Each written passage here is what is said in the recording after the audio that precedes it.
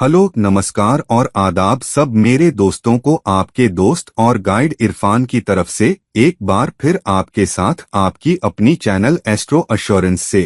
एक आदर्श दुनिया में हम चाहेंगे कि हमारी सारी ख्वाहिशें और तमन्नाएं पूरी हो जाएं, या कम से कम उनमें से ज्यादातर, अगर ज्यादातर नहीं तो कम से कम जो जरूरी हो, ताकि हम ऐसी जिंदगी जिए जिसमें बहुत सारे मादी मटेरियल पीछे हों। हम एक अच्छा करियर ढूंढ रहे हैं, एक अच्छा बैंक बैलेंस ढूंढ रहे हैं, एक अच्छी फैमिली लाइफ ढूंढ रहे हैं, शायद कोई खूबसूरत जीवन साथी, कोई इज्जतदार जीवन साथी, शायद कोई सेलिब्रिटी जीवन साथी। हम में से कुछ लोग ये भी चाहते हैं। हम चाहते हैं हमारे बच्चे अच्छा कर रहे हैं, हम चाहते हैं हमारे बच्चे हमारे सिर पर फख्र का कलगी लगाएं, हमें गर्व महसूस कराएं, और हम चाहते हैं हमारे माँ बाप हम पर गर्व करें। हम बड़ी कामयाबियां भी हासिल करना चाहते हैं। अगर सबसे बड़ी कामयाबियां नहीं मिल सकती तो हम कम से कम इतनी कामयाबियां तो चाहते हैं कि हम खुद को कामयाब कह सकें, जैसे हम कामयाबी देखते हैं, न कि जैसे कोई और देखता है। तो हर कोई कामयाबी को अपने तरीके से परिभाषित करता है, और उस परिभाषा में, उस लकीर में, उस रास्ते में जिसमें हम कामयाबी को देखते हैं, उसी लाइन में हमारी ख्वाहिशें और तमन्नाएं भी होती हैं। तो मिसाल के तौर पर, अगर कोई अपने दम पर सेलिब्रिटी बनना चाहता है, जैसे कोई फिल्म स्टार, तो उसकी ख्वाहिशें और तमन्नाएं ग्लैमर की दुनिया के इर्द गिर्द होंगी। एक्टिंग में बहुत बहुत कामयाब होना, दूसरे बड़े कलाकारों के साथ काम करना, ग्लैमरस जिंदगी जीना, दुनिया भर में लाखों फैंस होना, खूब धमाल मचाना, और साथ ही बहुत सारे अवार्ड मिलना, बहुत सारी कामयाबियां मिलना, बहुत सारी पहचान मिलना भी। तो हम में से हर कोई अपनी कसौटी या अपनी परिभाषा के मुताबिक अपनी ख्वाहिशें और तमन्नाएं रखता है।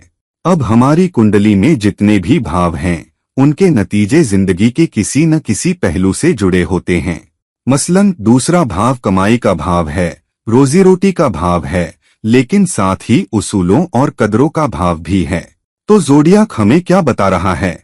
ज़ोडियाक हमें बता रहा है कि तुम अपनी बचत कर सकते हो, तुम बहुत सारा पैसा कमा सकते हो, लेकिन प्लीज अपने फैमिली वैल्यूज को, अपनी खानदानी रीति रिवाजों को, अपने उसूलों को मत भूलना, क्योंकि तुम्हारी रोजी रोटी और कमाई का ताल्लुक कहीं न कहीं उसी से गहराई से जुड़ा हुआ है। साथ ही हम में से बहुत से लोग जिन्हें ये ताल्लुक नजर नहीं आता, अगर हम अपनी कमाई के तरीके में बेईमानी करते हैं तो कुछ दूसरे भाव भी असर में आ जाते हैं। मिसाल के तौर पर, सबसे पहला चीज जो उससे जुड़ती है वो है हमारी मानसिक शांति और घर की खुशी, क्योंकि शुक्र वीनूस चौथे भाव का कारक कैरका है, और शुक्र दूसरे भाव का स्वामी है, जो कि नैसर्गिक दूसरे भाव की राशि है, वृषभ टॉरस। अक्सर हम ये ताल्लुकात नहीं देख पाते, लेकिन हमारे लिए ये ताल्लुकात देखना जरूरी है। अगर आप ये ताल्लुकात नहीं देखते तो हम बिना ये देखे कि और किस जगह हमारी जिंदगी के कौन से हिस्से पर असर पड़ रहा है, एक ऐसे रास्ते पर चल देते हैं और उससे नुकसान उठाते हैं, और फिर हमें लगता है मैंने क्या गलत किया, मैं कहाँ गलत हो गया, मेरे बच्चों को ऐसा क्यों हुआ, मेरी सेहत को ऐसा क्यों हुआ, मेरे माँ बाप को ऐसा क्यों हुआ, मेरी जायदाद को ऐसा क्यों हुआ, और फिर हम खो जाते हैं। हम ताल्लुकात नहीं देख पाते, लेकिन ताल्लुकात देखना जरूरी है, खास तौर पर 11वें भाव के ताल्लुकात। 11वां भाव क्यों? क्योंकि 11वां भाव लाभ का सबसे बड़ा भाव है। अब मादी सतह पर 9वां भाव जाहिर तौर पर लाभ का सबसे बड़ा भाव है, इसमें कोई शक नहीं। बहुत सारे श्लोकों ने भी ये कहा है कि आपके लिए किस्मत और भाग्य के दरवाजे खोलने की कुंजी 9वां भाव ही है। हालांकि पुराने जमाने में 9वां भाव ऊंची शिक्षा का भाव भी था, और भी धार्मिक होने का भाव भी था, उस गुरु की शिक्षाओं पर चलने का भाव भी, जो कोई अधर्मी काम या बुरे तरीके नहीं सिखाते। तो 9वां भाव अब भी मादी कामयाबी के लिए सबसे जरूरी भाव है। लेकिन 11वां भाव आपकी ख्वाहिशों और तमन्नाओं के पूरा होने का भाव है, जो हो सकता है कि सिर्फ माली मुआवजे से जुड़ा हो या न हो। 11वां भाव एक काम भाव भी है, जो 5वें भाव रोमांस का भाव से भी जुड़ा है, क्योंकि ये 5वें भाव के ठीक विपरीत अपोजिट भाव है। जैसे 7वां भाव लग्न के विपरीत होता है, वैसे ही 11वां भाव 5वें भाव प्यार रोमांस या जो करना हमें पसंद हो के विपरीत होता है। तो हमारी ख्वाहिशें और तमन्नाएं भी 5वें भाव रोमांस से आती हैं, और उस रोमांस से हमें कैसी गर्लफ्रेंड या बॉयफ्रेंड मिलती है, क्योंकि 11वां भाव 5वें भाव का 7वां भाव होता है। हालांकि 11वां भाव चौथे भाव के लिए सबसे बड़ी रुकावट भी है। चौथा भाव क्या है? चौथा भाव घर की खुशी और मानसिक शांति है। 11वां भाव चौथे भाव से 8वां भाव होता है, मतलब हमारी ख्वाहिशें और तमन्नाएं हमारी मानसिक शांति और घर की जिंदगी में रुकावट बन सकती हैं, क्योंकि अगर हमारे पास ऐसी ख्वाहिशें हैं जो हमें मानसिक शांति नहीं लेने देती और हम हर वक्त उन्हीं ख्वाहिशों के पीछे भाग रहे हैं, तो जाहिर है हमें मानसिक शांति नहीं मिल सकती, हमें अच्छी घरेलू जिंदगी नहीं मिल सकती। लेकिन साथ ही 11वां भाव 9वें भाव से तीसरा भाव होता है। ये क्या बता रहा है? ये बता रहा है कि कोशिश के बिना तीसरा भाव कोशिश का भाव है, तो 9वें भाव से तीसरा भाव मतलब कोशिश के बिना 9वें भाव के लाभ प्रकट नहीं होंगे। तो ख्वाहिशें और तमन्नाएं रखना अच्छी बात है, हालांकि बिना उस दिशा में कोशिश किए जहां आप चाहते हैं कि किस्मत और भाग्य के दरवाजे खुलें, तमन्नाएं पूरी नहीं हो सकती। लेकिन 11वां भाव छठे भाव से छठा भाव भी है। इसका क्या मतलब है? छठा भाव मुकाबले, कंपटीशन, छुपे हुए दुश्मनों और बीमारी का भाव है। इसका मतलब है कि आपकी बीमारी रुकावट बन सकती है। आपका छुपा हुआ मुकाबला भी आपकी ख्वाहिशों और तमन्नाओं को पूरा होने में रुकावट बन सकता है। लेकिन विडंबना देखिए कि 11वां भाव 12वें भाव से 12वां भाव होता है। 12वां भाव क्या है? 12वां भाव मोक्ष का सबसे बड़ा भाव है और 11वां भाव 12वें भाव से 12वां भाव है, मतलब मोक्ष का नुकसान आपकी ख्वाहिशों और तमन्नाओं के कारण होता है। क्योंकि ख्वाहिशें और तमन्नाएं जब मादी दुनिया से जुड़ जाती हैं, तो ये न सिर्फ आपकी मानसिक शांति, घरेलू जिंदगी या घर की खुशी में रुकावट होती हैं, बल्कि ये खुद मोक्ष के लिए सबसे बड़ी रुकावट होती हैं। तो ज़ोडियाक हमें क्या बता रहा है? बता रहा है कि सावधान रहो कि तुम क्या चाहते हो और क्या तमन्ना रखते हो। दूसरी बात, अगर आप शनि सैटर्न को देखें तो वो 10वें और 11वें भाव दोनों का स्वामी है, कम से कम काल पुरुष कुंडली में मकर, कैप्रिकॉर्न और कुंभ एक्वेरियस राशियों के द्वारा। तो उस तरह से ये दोनों जुड़े हुए हैं। कैसे जुड़े हैं? 10वां भाव कर्म का भाव है। किसी भी भाव का दूसरा भाव उस भाव की कमाई होता है। तो कर्म की कमाई 11वें भाव से आती है, मतलब बिना कर्म, बिना कोशिश, बिना मेहनत के आपकी ख्वाहिशें और तमन्नाएं पूरी नहीं हो सकती।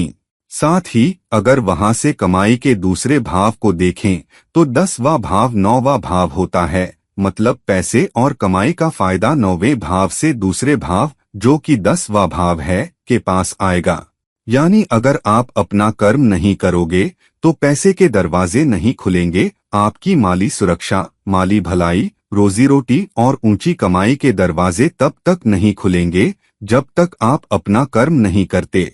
और 11वां भाव दूसरे भाव से 10वां भाव होता है, मतलब भाग्य और किस्मत के दरवाजे आपके कर्म के जरिए खुलेंगे, लेकिन ख्वाहिशें और तमन्नाएं पूरी हो सकेंगी उसके हिसाब से कि आप किस चीज में काम करते हो, आप कैसे कमाई को प्रकट करते हो, अपने करियर के जरिए, अपने धंधे के जरिए, अपने पेशे के जरिए, अपने काम धंधे के जरिए। और इसी तरह 11वां भाव आपके दूसरे भाव के पैसे से भी जुड़ता है, आपके 10वें भाव के कर्म या करियर से भी जुड़ता है, और साथ ही 5वें भाव से भी, जो आपको करना पसंद है। 5वां भाव सिर्फ रोमांस का भाव नहीं है, बल्कि वो भी है जो आपको करना पसंद है और आप करना चाहते हो।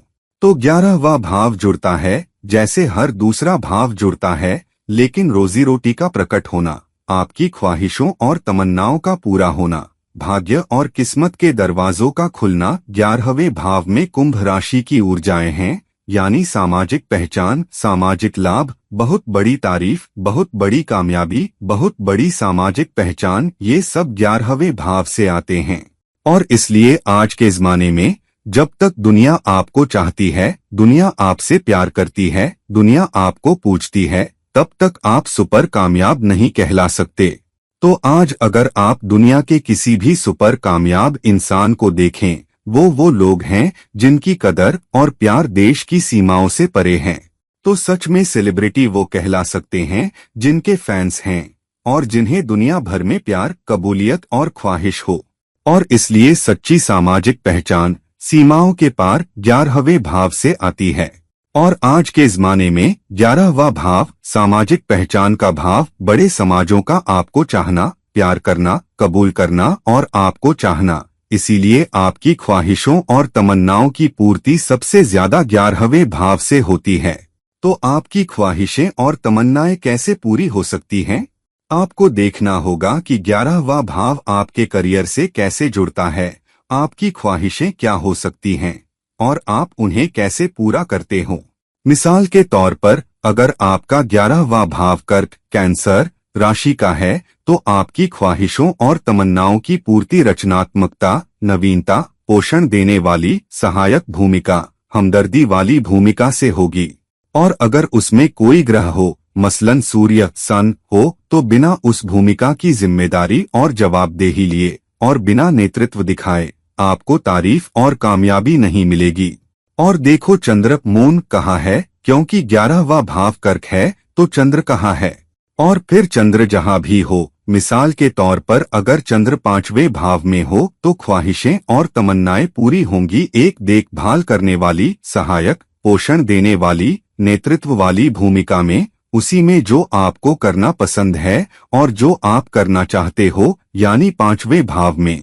यह पूर्ति मीडिया में मौजूदगी, कलात्मक कोशिशों जो 5वां भाव दिखाता है के जरिए भी हो सकती है। अपने शौक या पसंदीदा काम को सोशल मीडिया पर लाना, बाहर जाकर अपने आप को पेश करना जो 5वां भाव दिखाता है, और इस तरह आपकी ख्वाहिशें और तमन्नाएं पूरी होती हैं।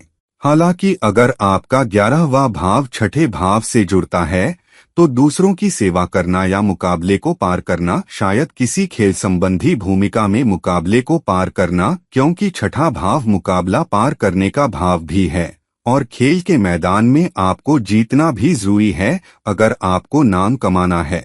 और फिर ये भी जरूरी है कि 11वें भाव का ग्रह किस भूमिका में बैठा है या दूसरे ग्रहों के साथ क्या ताल्लुक रखता है और 11वें भाव में कौन से ग्रह रखे हैं।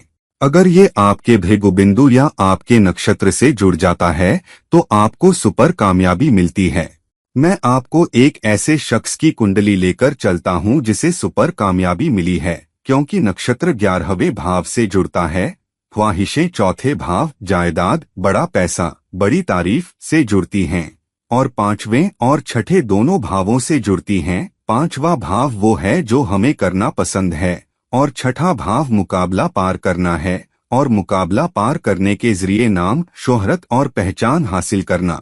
अब ये है फुटबॉलर क्रिस्टियानो रोनाल्डो की कुंडली, जिसे आज के ज़माने में सबसे बड़े फुटबॉलरों में से एक माना जाता है।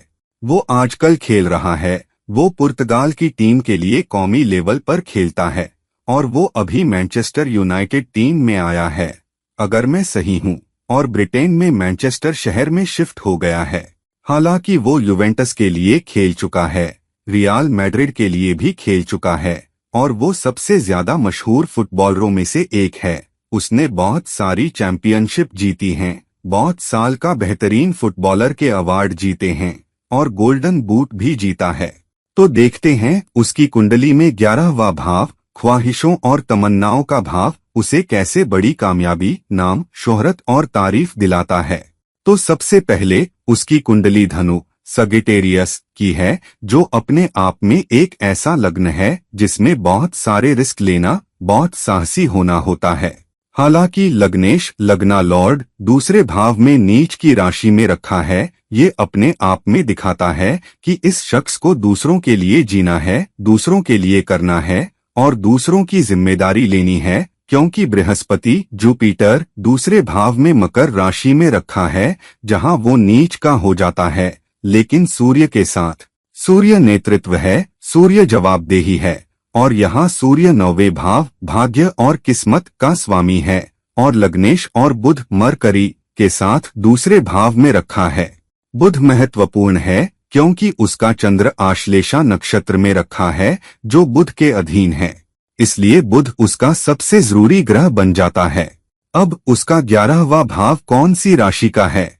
उसका 11वां भाव तुला लिब्रा राशि का है, रिश्तों और संतुलन की राशि। लेकिन यहाँ पर केतु रखा है, मतलब रिश्तों के नजरिए से उसकी ख्वाहिशें और तमन्नाएं शायद बहुत कामयाब नहीं होंगी, खास तौर पर क्योंकि तुला पर शुक्र वीनूस का राज है, जो एक मर्द के लिए औरत की निशानी या प्रतिनिधित्व भी है। हालांकि तुला राशि का स्वामी शुक्र चौथे भाव में ऊंचा एग्जॉल्टेड हो जाता है और मंगल मार्स के साथ।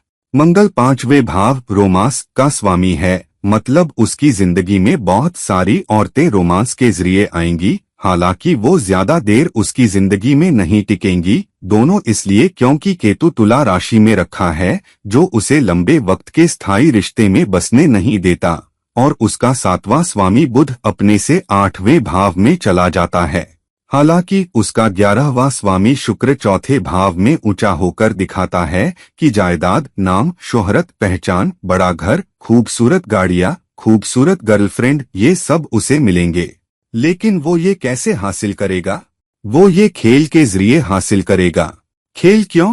क्योंकि शुक्र मंगल के साथ रखा है। मंगल खेल का कारक कैरका है, और हाँ, मंगल 5वें भाव का स्वामी है, वो जो आपको करना पसंद है और जो आप करना चाहते हो। और 5वें का स्वामी मंगल जब शुक्र के साथ रखा है, जो छठे भाव मुकाबला और मुकाबला पार करना का स्वामी है, तो खेल करना जो मंगल दिखाता है उसे करना पसंद है, और मुकाबला पार करना, और फिर खेल में मुकाबला पार करके बेहतरीन होना, क्योंकि शुक्र यहाँ ऊंचा रखा है।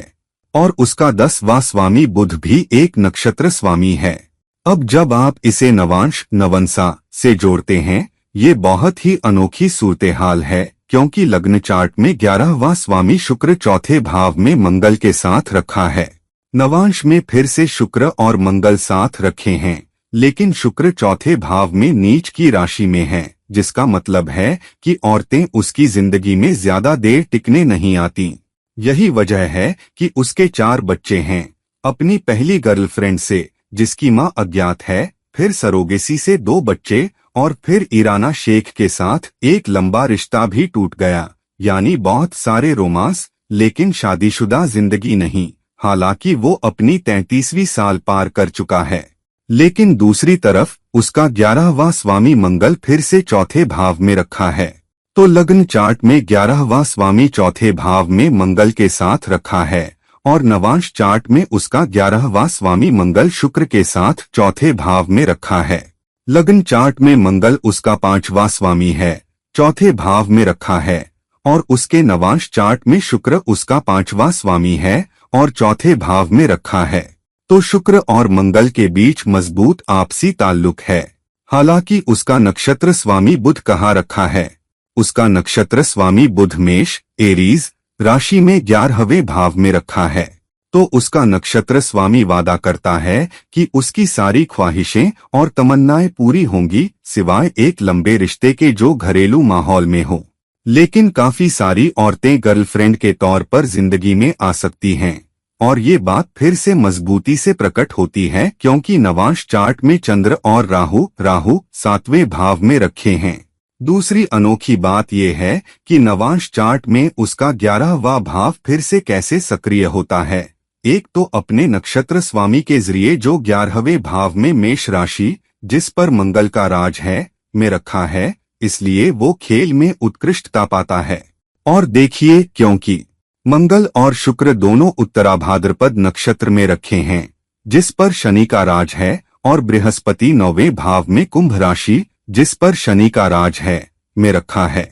तो नवांश में बृहस्पति बहुत ताकत पकड़ लेता है, क्योंकि वो 9वें भाव में चला जाता है। 9वां भाव वो है जिसका बृहस्पति नैसर्गिक स्वामी है, धनु राशि का स्वामी होने के नाते। हालांकि वो कुंभ राशि में रखा है, जिसमें 11वें भाव के प्रकटीकरण हैं। तो 10वां स्वामी बृहस्पति जब कुंभ राशि शनि के अधीन में रखा है, और मंगल और शुक्र दोनों शनि के अधीन नक्षत्र में रखे हैं, और बुध जो नक्षत्र स्वामी है 11वें भाव में जा रहा है, और बुध लग्न चार्ट में उसका 10वां स्वामी भी है। तो देखा आपने दोस्तों, 11वां भाव आपकी ख्वाहिशों और तमन्नाओं के पूरा होने का सबसे मजबूत प्रकटीकरण बन जाता है। हालांकि ये आपको कुछ खास वादों के नतीजे देगा और एक खास तरीके से, जैसे क्रिस्टियानो रोनाल्डो के मामले में ये खेल के जरिए प्रकट हो रहा था। उसे बड़ा नाम, कामयाबी, बड़ी जायदाद, पहचान, सब कुछ मिल रहा था। हालांकि ये उसे एक लंबी, स्थायी घरेलू जिंदगी से वंचित कर रहा था। और खास तौर पर बड़ा नाम और तारीफ इसलिए कि उसका नक्षत्र 11वें भाव में उसके नवांश में रखा है। 10वां स्वामी बृहस्पति कुंभ राशि में रखा है और शुक्र मंगल दोनों शनि के अधीन नक्षत्र में रखे हैं। और शनि में 11वें और 10वें भाव की ऊर्जाएं हैं। और लग्न चार्ट में लग्नेश बृहस्पति फिर से मकर राशि, शनि के अधीन में रखा है। और इस तरह लंबी उम्र की स्थिरता आपको वो सब नाम, शोहरत और तारीफ देती है दशकों तक। और क्रिस्टियानो रोनाल्डो की जिंदगी बस यही रही है। तो अपनी अपनी कुंडलियों में जांचिए कि आपकी सारी ख्वाहिशों और तमन्नाओं के पूरे होने की कुंजी क्या है। देखिए ये क्या प्रकट कर रहा है, ये आपको क्या वादे दे रहा है, ये आपको क्या काबिलियतें दे रहा है, लेकिन ये आपके सामने क्या चुनौतियां भी पेश कर रहा है और किन नतीजों से आपको वंचित कर रहा है या कम दे रहा है। और उसके जरिए आप ये कर पाइए कि आपकी ख्वाहिशें और तमन्नाएं जहां से भी आ रही हैं, 11वें भाव की ऊर्जाओं का, राशि की ऊर्जाओं का, वहां रखे ग्रहों का और 11वें स्वामी का जो किसी खास राशि में रखा है, और कौन से योग और दोष हैं, सबका इस्तेमाल कीजिए और उसके जरिए अपनी सारी ख्वाहिशें और तमन्नाएं पूरी कीजिए। तो दोस्तों, इस वीडियो को लाइक कीजिए, इस वीडियो को शेयर कीजिए और अगर आप मुझसे इरफान पर्सनल सलाह लेना चाहते हैं तो कृपया नीचे दिए गए लिंक पर मुझसे संपर्क करें किसी दूसरे वीडियो के साथ। ये है आपका दोस्त और गाइड इरफान साइन कर रहा है। नमस्कार।